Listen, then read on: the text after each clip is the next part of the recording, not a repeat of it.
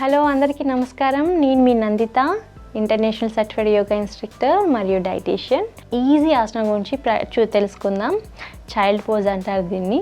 So మనకి స్ట్రెస్ని control చేయడానికి అండ్ ఎక్సెస్ స్ట్రెస్ ఉంటుంది కదా, అబ్బో ఇంకా నా వల్ల కాదురా బాబు అన్న సిచ్యువేషన్లో మన మైండ్ మన బాడీ రిలాక్స్ అవ్వడానికి, దీంతో పాటు పీరియడ్స్లో క్రాంప్స్ ఎక్కువగా ఉన్నప్పుడు మన బాడీని మనము రిలాక్స్డ్గా ఉంచడానికి అండ్ పెయిన్ నుంచి రిలీఫ్ అవ్వడానికి ఇది మంచి ఆసన, ఈజీ ఆసన.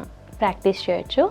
ఎప్పుడైనా ఎక్సెస్ స్ట్రెస్ ఉన్నప్పుడు, నిద్ర సరిగా రానప్పుడు, పీరియడ్స్ పెయిన్ ఎక్కువగా ఉన్నప్పుడు అండ్ ఎక్కువ టైర్డ్ అయినప్పుడు ఎప్పుడైనా సరే మనము ఈ ఆసన అనేది ప్రాక్టీస్ చేయొచ్చు.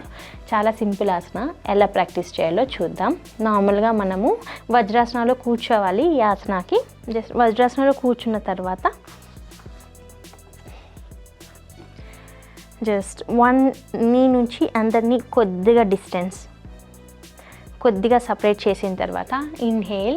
ఇక మన హ్యాండ్స్ మనం బ్యాక్ ఉంచవచ్చు, లేకపోతే నార్మల్గా సైడ్కి కూడా ఉంచవచ్చు.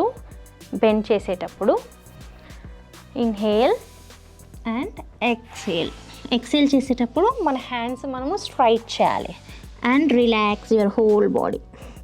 మన హెడ్ని మనము ఫ్లోర్కి టచ్ చేయొచ్చు అండ్ రిలాక్స్. మీరు ఎంత టైం కావాలంటే అంత టైం ఈ ఆసనంలో రిలాక్స్ అవ్వచ్చు.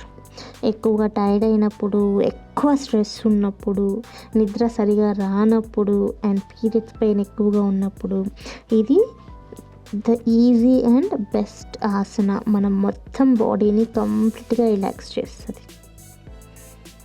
And normal breath.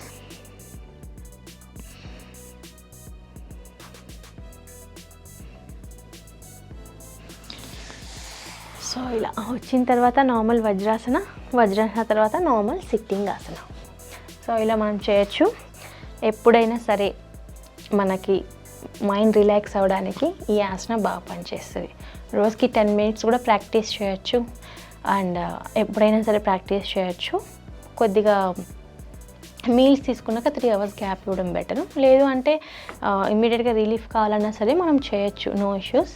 సో ఈ ఆసన ఎవరైతే ఎక్కువగా మైండ్ రిలాక్స్ అవ్వాలి, స్ట్రెస్ కంట్రోల్ చేసుకోవాలి, టైట్నెస్ నుంచి మళ్ళీ బ్యాక్ రావాలి అనుకుంటారో అలాంటి వాళ్ళకి ద ఈజీ ఆసన అండ్ చాలా ఎఫెక్టివ్గా చూపించే ఆసన. మన స్ట్రెస్ని కంట్రోల్ చేయడానికి చైల్డ్ పోజ్ చూసాం కదా, చైల్డ్ పోజ్తో పాటు మనము ప్రాణాయామ కూడా ప్రాక్టీస్ చేయొచ్చు. ప్రాణాయామ అంటే అనులోమ్ విలోమ్ కూడా చేయొచ్చు. కూలింగ్ ప్రాణాయామం అనమాట. ఇది మనకేందో మన బాడీలో ఉండే కంప్లీట్ స్ట్రెస్ని బాగా తగ్గిస్తుంది. ఇప్పుడు ఈ ప్రాణాయామ ఎలా ప్రాక్టీస్ చేయాలో చూద్దాం. నార్మల్గా సిట్టింగ్ పొజిషన్లో కూర్చున్న తర్వాత స్పైన్ అనేది, మన బ్యాక్ బోన్ అనేది స్ట్రైట్గా ఉండాలి.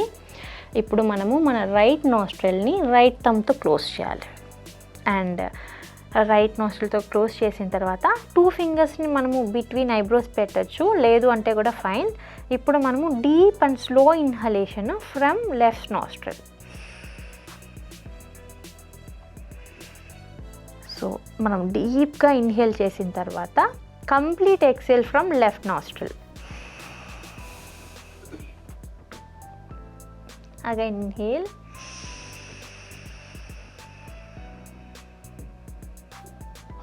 ఎక్సేల్.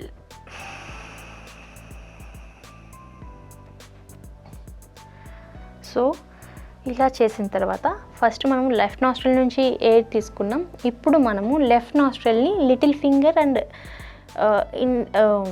రింగ్ ఫింగర్తో క్లోజ్ చేయాలి. ఇప్పుడు deep and slow inhalation from right nostril.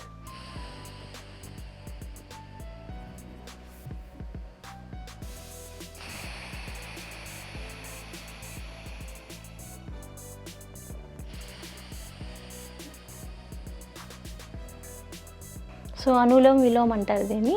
ఈ ప్రాణాయామం మనం ప్రాక్టీస్ చేయొచ్చు. ఆల్వేస్ గుర్తుపెట్టుకోండి, మనం లెఫ్ట్ నాస్ట్రిల్తో 5 counts చేసినప్పుడు రైట్ నాస్ట్రిల్తో కూడా 5 counts ఉండాలి. అంటే ప్రాక్టీస్ చేసేటప్పుడు బోత్ నాస్ట్రిల్ కౌంట్ ఒక విధంగానే ఉండాలి. లెఫ్ట్తో 5 times చేసినప్పుడు రైట్ కూడా 5 times చేసి క్లోజ్ చేయాలన్నమాట. సో మనం స్టార్టింగ్లో 5 కౌంట్స్తో మనం స్టార్ట్ చేయొచ్చు. First 5 counts from nostril left, 5 counts right nostril.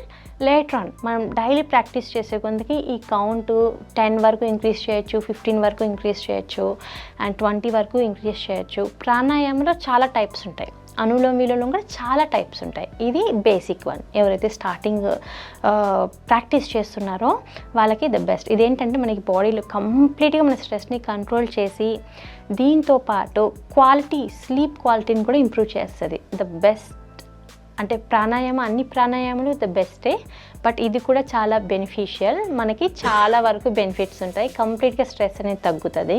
కనీసం పొద్దున్నే ఎంటీ స్టమక్తో చేస్తే మోర్ బెనిఫిట్స్. లేదు అంటే 3-4 అవర్స్ గ్యాప్ ఇచ్చిన తర్వాత ఎంటీ స్టమక్తో చేయడం వలన మనకి చాలా బెనిఫిట్స్ ఉంటాయి ప్రాణాయామం ఎప్పుడు. లేకపోతే బిఫోర్ నిద్రపోయే ముందు కూడా మనం ఇది చేయొచ్చు, ప్రాణాయామం అనేది చేయొచ్చు, ప్రాక్టీస్ చేయొచ్చు. సో ఈరోజు మనం ఒక మంచి ఆసనం గురించి తెలుసుకున్నాం కదా. ఇంకొక రోజు మరొక మంచి ఆసనంతో మళ్ళీ కలుద్దాం. అప్పటి వరకు నమస్తే.